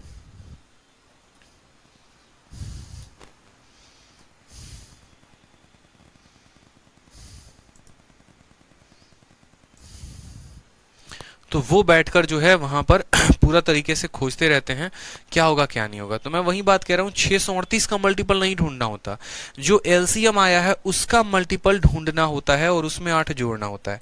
सेम तरीके से आपने ये वाला क्लास देखा, तो इसमें भी आपने कहा कि सर 6 से और 5 से डिवाइड होने पर रिमाइंडर 1 आएगा, यानी 6 और 5 का एलसीएम कितना है, तो 30। तो हमें यहाँ पर 30 का मल्टीपल ढूंढना है और लास्ट में वो रिमाइंडर ऐड कर देना है। तो 30 का मल्टीपल और ऐसा मल्टीपल जो 2 अंक सबसे बड़ी संख्या बना दे। 30 का पहला मल्टीपल 30 है, दूसरा मल्टीपल 60 है, तीसरा मल्टीपल 90 है, चौथा मल्टीपल 120 है। हमें तो सिर्फ 2 अंकों की संख्या चाहिए, मतलब ये नहीं ले सकते हैं, और इनमें सबसे बड़ा कौन है, तो 90 है। यानी हम बोलेंगे 30 का मल्टीपल 90 और प्लस रिमाइंडर कितना आ रहा है, तो 1 आ रहा है, यानी आंसर कितना आ जाएगा, 91, और ये हमारा करेक्ट आंसर होगा। तो इस तरीके से करते हैं। जब भी सेम रिमाइंडर का केस आए तो वैसे हालातों में हम उन 2 संख्याओं का एलसीएम निकालते हैं और उसमें रिमाइंडर को जोड़ते हैं। अगर हम सीधा का सीधा 30 में 1 को जोड़ देते तो 31 आता, ठीक है, और 31 का 3 गुना करते तो 93 होता, जो कि करेक्ट आंसर नहीं होता। और एग्जामिनर जानता है ये बात कि बच्चे क्या करते हैं, एलसीएम में निकालते हैं, उसमें ये जोड़ देते हैं, 30 में 1 जोड़ देंगे 31, और 31 का 3 गुना करके 93 टिक कर देंगे। इसीलिए उसने ऑप्शन में 93 भी दिया होता है। लेकिन क्या कभी 93 को 5 से डिवाइड करना कटेगा, नहीं कटेगा, कटेगा रिमाइंडर 3 देगा, और हमें तो रिमाइंडर 1 चाहिए। तो ये गलत प्रोसेस है। इसीलिए कभी भी एलसीएम का मल्टीपल निकाल के रिमाइंडर जोड़ना होता है। तो एलसीएम का 3 गुना 90 plus 191 is the correct answer, ध्यान रखिएगा। जैसे यहां पर एक और क्वेश्चन देखिए, लार्जेस्ट 2 डिजिट नंबर जो 6 से भी कट जाए 7 से भी कट जाए और रिमाइंडर 3 दे और 4 दे। अब यहां पर ये डिफरेंट केस आ गया कि यार मेरे भाई 6 से काटेंगे तो रिमाइंडर 3 देगा, 7 से काटेंगे तो रिमाइंडर 4 देगा, यानी ये सेम रिमाइंडर का केस नहीं है, ये डिफरेंट रिमाइंडर का केस है। और मैंने अभी आपको क्या बताया कि 2 तरह के सवाल पूछे जाते हैं, एक सेम रिमाइंडर और एक डिफरेंट रिमाइंडर। तो पहले अगर बाई ऑप्शन आप इसमें जाते तो बाई ऑप्शन कैसे करते हैं, बोलते सर जो संख्या को 6 से भाग करेंगे ना तो रिमाइंडर 3 आना चाहिए। तो हमने कहा ठीक है, यानी ये संख्या को तुम 6 से भाग करोगे तो रिमाइंडर 3 आना चाहिए। अगर हम इसको 3 से भाग कर दे तो ये 3 भी रिमाइंडर नहीं बचेगा, कंप्लीटली डिविजिबल होगा, यानी जो भी संख्या होगा वो पूरा का पूरा 3 से कट जाएगा। देखो जो संख्या 6 से काटोगे तो रिमाइंडर 3 आएगा, अगर उस संख्या को 3 से ही काट दोगे तो रिमाइंडर कुछ बचेगा ही नहीं, यानी जो ऑप्शन होगा तुम्हारा वो 3 से डिविजिबल होगा। क्या 3 से ये कट रहा है, तो बिल्कुल भी नहीं। 8 + 1 9, ये 3 से कट रहा है। क्या ये 3 से कट रहा है, तो बिल्कुल भी नहीं। 8 4 12, ये 3 से कट रहा है। मतलब यही वो दोनों ऑप्शन है, ठीक है, यही वो दोनों ऑप्शन है, ठीक है, जिनको 3 से डिवाइड करने पर कुछ नहीं। अब इनमें भी देखो तो बोलोगे सर 6 से डिवाइड करने पे रिमाइंडर 3 और 7 से डिवाइड करने पे रिमाइंडर 4। इसको हम 7 से डिवाइड करेंगे तो पूरा का पूरा डिवाइड हो जाएगा, तो रिमाइंडर तो देगा ही नहीं, तो हो ही नहीं सकता। इसको 7 से डिवाइड करके देखो तो बोलोगे सर इसको 7 से डिवाइड करने पर रिमाइंडर 4 आ रहा है, तो ऑप्शन नंबर ए जो होगा वो करेक्ट आंसर होगा। तो 2 तरीके होते हैं, एक होता है आपके पास बेसिक जो अभी हम बताने वाले हैं, और दूसरा होता है बाई ऑप्शन। बाई ऑप्शन में कैसे जाते, तो बोलते सर 7 से डिवाइड करने पर रिमाइंडर 4 आना चाहिए। पहला वाला ऑप्शन को ही देखिए, जब हम इसको 7 से भाग कर रहे हैं तो 7 का 11 गुना 77 होता है, और 77 से 4 ज्यादा है, मतलब यहाँ 7 से डिवाइड करने पर रिमाइंडर 4 बस इसी के पास है और किसी के पास नहीं है, यानी यही आंसर होगा, ऑप्शन नंबर ए होगा। ठीक है, तो ये पहला तरीका था मेरे भाई, ये पहला तरीका था, एमटीएस में पूछा गया। और अगर मानो यहाँ पर नहीं है तो इस ऐसे हालातों में क्या करते हैं, ठीक है, तो ऐसे हालातों में जब भी आपका एग्जामिनर डिफरेंट रिमाइंडर देता है ना, तो यहाँ जो डिफरेंस होता है वो सेम होता है। ठीक है, 6 में से 3 जाएगा तो 3 आ जाएगा, और 7 में से 4 जाएगा तो भी कितना आ जाएगा, 3 आ जाएगा। ठीक है, समझ में आ गया बात। तो यहाँ पर जैसे मानो कि यहाँ पर एक आप लिख लो डिफरेंट रिमाइंडर का केस, ठीक है, या व्हेन डिफरेंस इज सेम, ठीक है। जैसे मानो कि यहां पर एक ऐसा लिख सकते हैं कि व्हेन ए, क्या बोला गया, largest two digit number when divided by इतना, की रिमाइंडर इतना, find the number which when divided by a and b leaves remainder c and d। और यहां पर आप एक बात को नोटिस करेंगे कि a और c का जो अंतर होगा वही बराबर होगा b और d के अंतर के। ये बात हमेशा याद रखना, यहां पर ये गिवन होगा, तो उस केस में जो आपका आंसर होगा वो सीधा का सीधा बोलोगे सर हम जो है, ठीक है, वो नंबर जो भी n होगा वो बराबर होगा एलसीएम ऑफ किसका, तो जो नंबर दिया गया है a और b का, और उसमें से हम घटा देंगे। उसमें से क्या घटा देंगे, तो उसमें से जो इनका डिफरेंस होगा ना वो घटा देंगे, रिमाइंडर को नहीं घटाएंगे मेरे भाई, जो डिफरेंस होगा उसको घटा देंगे, ठीक है। जैसे यहाँ पर क्या होगा, मैंने आपसे कहा कि 6 और 7 से भाग करने पे रिमाइंडर इतना है, तो 6 और 3 का अंतर कितने का है, 3 का। 7 और 4 का अंतर कितने का है, तो 3 का। यानी हम क्या करेंगे, 6 और 7 का एलसीएम निकालेंगे और उसमें से 3 घटा देंगे। तो यही बात है। तो यहाँ पर हमें स्पेशल नोट बनाकर लिख लेना है कि ये हमारा केस हो गया किसका, तो डिफरेंट रिमाइंडर का, ठीक है, डिफरेंट रिमाइंडर का। और डिफरेंट रिमाइंडर में भी कैसा केस हो गया, तो जब रिमाइंडर अलग अलग आते हैं लेकिन उनका जो डिफरेंस होता है वो सेम होता है, ठीक है। डिफरेंट रिमाइंडर में जो डिफरेंस होगा वो सेम होगा। तो ऐसे सवालों में बाई ऑप्शन तो बता दिया कि क्या सी होगा, बाकी बाई मेथड जाना है तो एलसीएम लेना पड़ेगा। किसका लेना पड़ेगा, तो 6 और 7 का। 6 और 7 का जो एलसीएम आएगा वो 42 आएगा। यानी जो भी हमारा नंबर होगा वो क्या होगा, 42 का मल्टीपल होगा और उसमें से माइनस करेंगे कितना, तो 6 और 3 का अंतर 3 का है और 7 और 4 का भी अंतर 3 का है, यानी इसमें से 3 घटाएंगे तो 42 से कम 42। हमसे बोला गया largest 2 digit number, largest 2 digit number, तो लार्जेस्ट 2 डिजिट नंबर यानी यहाँ पर क्या बोलोगे, तो n की वैल्यू 2 रखोगे तो 42 का दोगुना कितना हो गया। देखो n की वैल्यू अगर 1 रखते हो तो 42 आएगा, n की वैल्यू 2 रखते हो तो 84 आएगा, n की वैल्यू 3 रखोगे तो 126 आएगा। ये नहीं हो सकता है, बहुत बड़ा है, ये नहीं हो सकता है, छोटा है, यानी 84 लेंगे और 84 में से कितना घटा देंगे 3, तो आंसर कितना आएगा 81। तो बाई बेसिक जाना है तो ऐसे करेंगे और बाई ऑप्शन जाना था तो हमने क्या बता दिया बच्चों, शुरू में ही बता दिया था कि तरीका क्या होगा, ठीक है। तो इस तरीके से थोड़ा सा जो है वो ध्यान रखिए।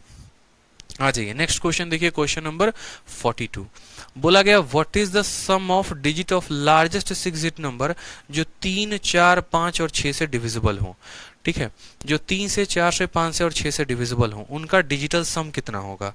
अब मेरे भाई इस सवाल को तो मैं बेसिक से बताऊंगा नहीं, जिन बच्चों को बेसिक से करना है वो क्या करेंगे, 3 का, 4 का, 5 का, 6 का क्या करेंगे, एलसीएम निकाल लेंगे और उसको गुना करके सबसे बड़ा जो है, ठीक है, बैठकर वहां निकालते रहना, कोई दिक्कत की बात नहीं।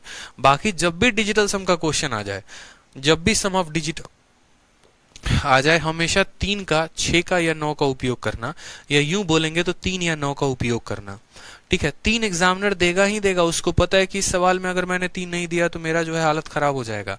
तो एग्जामिनर कहता है कि यार सबसे बड़ी 6 अंकों की संख्या क्या होगी जिसको 3 से डिवाइड किया जा सकता है। मेरे भाई जो भी संख्या होगी उसका हमेशा डिजिटल सम 3 का मल्टीपल होगा।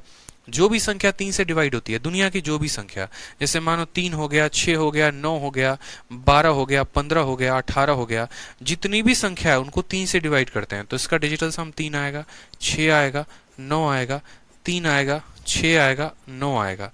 मतलब जो डिजिटल सम होता है 3, 6, 9 या फिर 0 आता है, यही होता है। 3, 6, 9 आना चाहिए। डिजिटल सम कितना आना चाहिए, 3, 6, 9, 3, 6, 9, 3, 6, 9। दुनिया का कोई भी संख्या जो 3 से डिवाइड होता है उसके डिजिट का सम 3, 6, 9 में से ही कोई एक होता है। तो हमने कहा इसका डिजिट का सम कितना है, तो 9 है। इसका डिजिट का सम कितना है, तो 8, 4, 12, 12 को जोड़ो 3 है। इसका डिजिट सम 3 है और इसका भी डिजिट सम 6 है। यानी ये सवाल में तो देखो डिजिटल सम से तो बनेगा नहीं, ठीक है, बना सकते हैं तो नहीं बना सकते हैं। अब भाई साहब यहाँ पर हम फंस गए। अब यहाँ पर एग्जामिनर ने हमें ऐसा दे दिया, ठीक है, कि यहाँ चारों के चारों ऑप्शन जो है वो हमारे 3 से 4 से 5 से 6 से कटने तो हैं, ठीक है, सम ऑफ डिजिट भी बोला है, ठीक है, कोई परेशानी की बात नहीं, लेकिन सब का डिजिटल सम 3 6 9 है। तो हम यहाँ करेक्ट आंसर कैसे देंगे? तब हमें जब ऐसे हालात हमारे सामने हो जाएंगे कि हमारे ऑप्शंस जो हैं वो सारे के सारे मैच कर रहे हैं, उस केस में हमें बेसिक का सहारा लेना पड़ेगा। फिर हमें इस सवाल को बेसिक से बनाना पड़ेगा जब आपका ऑप्शन फेल कर जाएगा। तो बेसिक से बनाएंगे तो कैसे बनाएंगे? Sum of digit of largest 6 digit number, सबसे बड़ा 6 अंकों का संख्या जो 3 4 5 6 से कटे, तो उस केस में हमें बेसिक लेना पड़ेगा। और बेसिक लेना पड़ेगा तो बोलना पड़ेगा सर एलसीएम 3 4 5 और 6 का देखिए, तो 3 और 6 का जो एलसीएम आएगा वो तो 6 ही होगा, ठीक है, और 4 और 6 का होगा 12, 12 और 5 का कितना हो जाएगा? तो 60 हो जाएगा, यानी इनका एलसीएम कितना हो जाएगा? तो 60 हो जाएगा। ठीक है मेरे भाई, 3 4 और 6 का एलसीएम 12 होता है, 12 और 5 का एलसीएम कितना हो जाएगा? तो 60 हो जाएगा।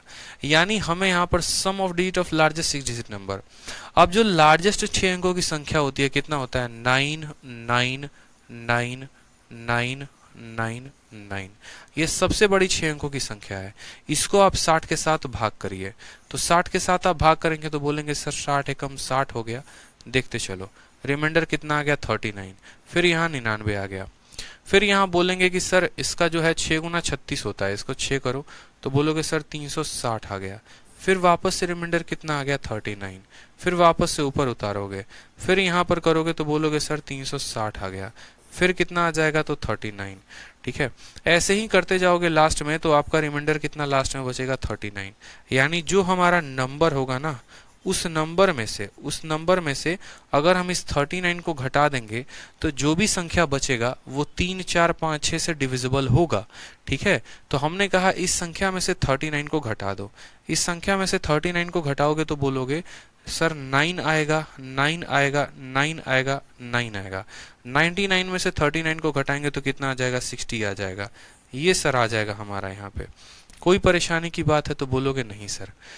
ठीक है, कोई परेशानी की बात है तो बोलोगे नहीं सर। बेसिक से जाते तो क्या बोलते?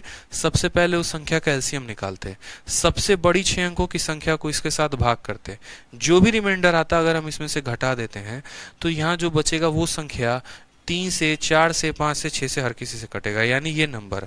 और इस नंबर का डिजिटल सम पूछा है, तो 1 2 3 4 9 चौके 36, 36 और 6 कितना होगा? 42, यानी option number D for Devasena.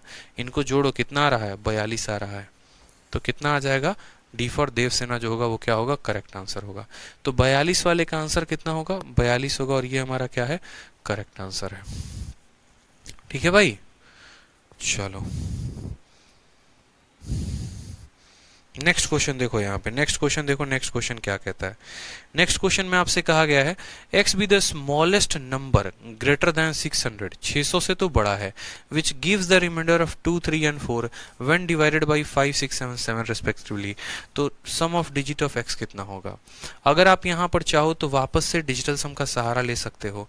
जैसे आप बोलोगे कि सर देखो, ठीक है, रिमाइंडर जब हम 5 से डिवाइड करते हैं, 6 से डिवाइड करते हैं, 7 से डिवाइड करते हैं, तो रिमाइंडर कितना आता है? तो बोला गया सर 2 आ रहा है, 3 आ रहा है और 4 आ रहा है।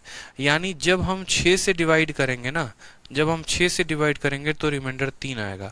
अगर हम उसको 3 से ही डिवाइड कर दें, अगर हम उसको 3 से ही डिवाइड कर दें तो कोई रिमाइंडर बचेगा ही नहीं। ठीक है, और जो भी संख्या को 6 से डिवाइड करने पर रिमाइंडर 3 आएगा, यानी 3 से डिवाइड करने पर कोई भी रिमाइंडर नहीं आएगा। और जब कोई संख्या 3 से डिवाइड हो जाती है तो उसका डिजिटल सम या तो 3 6 या 9 होता है। इसका डिजिटल सम ये 3 से कट रहा है, नहीं कट रहा है, 3 से कट रहा है, नहीं कट रहा है, ये 3 से कट रहा है, नहीं कट रहा। ऑप्शन नंबर बी आंसर होगा। मात्र 1 सेकंड में देख सकते हैं। तो मैंने वही कहा कि जो संख्या को 6 से भाग करने पर रिमाइंडर 2 आ रहा है, यानी वो संख्या 3 से पूर्ण रूप से विभाजित हो जाएगी। और 3 से पूर्ण रूप से विभाजित होने का मतलब ऑप्शन नंबर बी जो है वो 3 से पूर्ण रूप से विभाजित हो जाएगा। इसका डिजिटल सम 3 है। तो बाई ऑप्शन चलेगा यहाँ पर। क्वेश्चन नंबर बी में कोई दिक्कत है तो बोलेंगे नहीं सर, कोई परेशानी की बात नहीं है। अगर बाई ऑप्शन नहीं जाना था, बाई मेथड जाना था, तो बाई मेथड आप इस सवाल को कैसे करते? तो बोलते कि सर देखो, बाई मेथड हम बता देते हैं कि बाई मेथड कैसे किया जाता है। सवाल में आपसे कहा गया है कि x जो है स्मॉलेस्ट नंबर है ग्रेटर देन 600, 600 से तो कम से कम बड़ा है।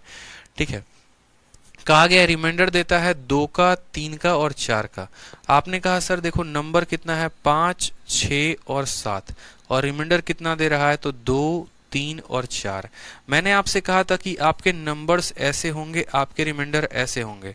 और अभी मैंने कहा था दो तरह के केस होते हैं, एक सेम रिमाइंडर का केस होता है, एक डिफरेंट रिमाइंडर का केस होता है। सेम रिमाइंडर के केस में एलसीएम निकालकर रिमाइंडर को जोड़ देते हैं और डिफरेंट रिमाइंडर के केस में एलसीएम निकालकर उस संख्या और उस रिमाइंडर का जो अंतर आता है उसको घटा देते हैं। जैसे यहाँ पर अंतर देखोगे तो 5 और 2 का अंतर 3 का है, 6 और 3 का अंतर 3 का है, 7 और 4 का अंतर 3 का है। तो दोबारा से अगर हम आपको बेसिक में लेके चलें तो पहला मैंने बताया था सेम रिमाइंडर का केस, और सेम रिमाइंडर के केस में मैंने क्या बताया, एलसीएम निकालना, जो रिमाइंडर आता है उसको जोड़ देना। लिख लो, माथे पे गुदवा लो, एकदम लिख लो कि भैया सर ये बताए थे और इसको नोट कर लेना। सेम रिमाइंडर के केस में हम जो है एलसीएम निकालकर रिमाइंडर को जोड़ देते हैं। ठीक है, एलसीएम निकालकर रिमाइंडर को जोड़ देते हैं, कोई समस्या की बात यहाँ पे। और डिफरेंट रिमाइंडर के केस में, और स्पेशली डिफरेंट रिमाइंडर तब जब यहाँ पर जो डिफरेंस है वो डिफरेंस हमारा सेम हो। जब डिफरेंस है वो डिफरेंस हमारा सेम हो। कैसे डिफरेंस को सेम करने की बात कही गई है, तो ऐसे कि उस संख्या उसका रिमाइंडर, उस संख्या और उसका रिमाइंडर जो ये डिफरेंस है वो सेम हो, तो उस केस में क्या करते हैं, एलसीएम निकालकर उस डिफरेंस को घटा देते हैं। सेम रिमाइंडर में क्या करते हैं, एलसीएम में रिमाइंडर को जोड़ देते हैं। और डिफरेंट रिमाइंडर के केस में क्या करते हैं, एलसीएम में से उस संख्या और उसके रिमाइंडर के डिफरेंस को घटा देते हैं। तो सेम बात यहां पर कहा गया है। आप अगर गौर से देखेंगे तो देखिए नंबर अलग अलग हैं, रिमाइंडर भी अलग अलग हैं, लेकिन इनका डिफरेंस सेम है। तो हम क्या करेंगे, एलसीएम निकालेंगे और ऐसा नंबर होगा जो 600 के मल्टीपल से 600 से ज्यादा होगा, उसमें से हम 3 घटा देंगे। तो हमने कहा ठीक है भाई साहब, यहाँ पे एलसीएम निकालते हैं जरा। किसका एलसीएम निकालेंगे, तो बोलेंगे सर 2, 3 देखो 5, 6 और 7 का, 5, 6 और 7 का। अब देखोगे तो सारे के सारे आपस में कोप्राइम नजर आ रहे हैं, यानी 6 पचे 30 और 30 इंटू 7 आ जाएगा आपका 210। कहा गया है जो x है ना वो ग्रेटर है, ज्यादा 600 से ज्यादा है, यानी हम बोलेंगे सर जो नंबर होगा ना, ठीक है, देखो 200 का जो है 200 आएगा 210, फिर अगला मल्टीपल होगा 420, फिर अगला मल्टीपल होगा 630। ठीक है, क्योंकि वो 600 से ज्यादा लेना है, यानी 200 जो होगा, देखो नंबर जो होगा वो आप ऐसे कह सकते हो कि सर 210 के मल्टीपल से 3 कम। अब बोलोगे सर ये 3 कम क्या आया, तो जब डिफरेंट, देखो यहाँ पर जब रिमाइंडर जो होता है ना, जब रिमाइंडर हमारा डिफरेंट होता है, जब रिमाइंडर हमारे डिफरेंट होते हैं तो हम एलसीएम में से जो डिफरेंस होता है उसको घटा देते हैं। तो एलसीएम के मल्टीपल से डिफरेंस घटाओ, एन की वैल्यू अगर 3 से कम रखोगे, ठीक है, तो वो संख्या 600 से कम होगी, तो एन की वैल्यू 3 रखनी पड़ेगी ताकि ये कितना है तो 630 आए, और उसमें से कितना घटाना पड़ेगा 3। ये 3 असल नहीं घटा रहे हो आप, यहाँ डिफरेंस घटा रहे हो। और डिफरेंस का मायने क्या होता है, डिफरेंस का मायने जैसे 5 में से 2 हो गया, या फिर आप कह सकते हो 6 में से 3 हो गया, या फिर आप कह सकते हो 7 में से 4, कोई भी डिफरेंस हो गया। यानी हमने इसमें से 3 घटाया तो कितना आ गया 627, और 627 को जब जोड़ा तो 6 2 8, 8 और 7 कितना आ गया 15 आ गया, इसीलिए हमारा आंसर कितना होगा 15। तो एक तो हम शुरू में बेसिक से बाई ऑप्शन बता सकते थे कि जो संख्या 6 से कटेगी और रिमाइंडर 3 देगी, यानी वो संख्या पूर्ण रूप से 3 से कट जाएगी, और 3 से कटने वाली इसमें एक ही संख्या थी, ऑप्शन नंबर बी वही आंसर होता। ठीक है, तो इस तरीके से हम दोनों तरीके से आंसर करते हैं। सेम आ जाओ क्वेश्चन नंबर 44 में। 44 नंबर में बोला गया है कि x इस स्मॉलेस्ट नंबर है, ठीक है, जो 5, 6, 8, 9 और 12 से कटेगी, और हर केस में रिमाइंडर कितना देगा 1 देगा। ठीक है, लेकिन अगर हम x को डिवाइड करते हैं 13 के साथ, तो what will be the remainder जब हम x को डिवाइड करेंगे किसके साथ, 31 के साथ। बड़ा शानदार क्वेश्चन है। क्वेश्चन नंबर 44 से आगे हम लोग कल बनाएंगे। ठीक है, क्वेश्चन नंबर 44 से आगे हम लोग कल बनाएंगे। अच्छे अच्छे सवाल हैं, बढ़िया बढ़िया सवाल है, मज़ा आ जाएगा आपको। ठीक है, 44 से 68 तक हमें जाना है, मुश्किल से 1 से 2 क्लासेस लगेंगे और हम इसको ख़त्म कर पाएंगे, और फिर इसके बाद जो टॉपिक हैं हम उन्हें कवर अप करेंगे। ठीक है, तो देखो दोनों मेथड हम आपको बता रहे हैं क्योंकि आपके प्री और मेंस के लिए दोनों इंपॉर्टेंट है। तो जो बेसिक है उसको भी सीख लो, और जो ऑप्शन मेथड है उसको भी सीख लो, ताकि पेपर में तहलका मचा सको। ठीक है भाई, तो मन लगाकर पढ़ाई करो। ऑल द बेस्ट सभी को, खुश रहो, मस्त रहो। Love you all, take care, bye.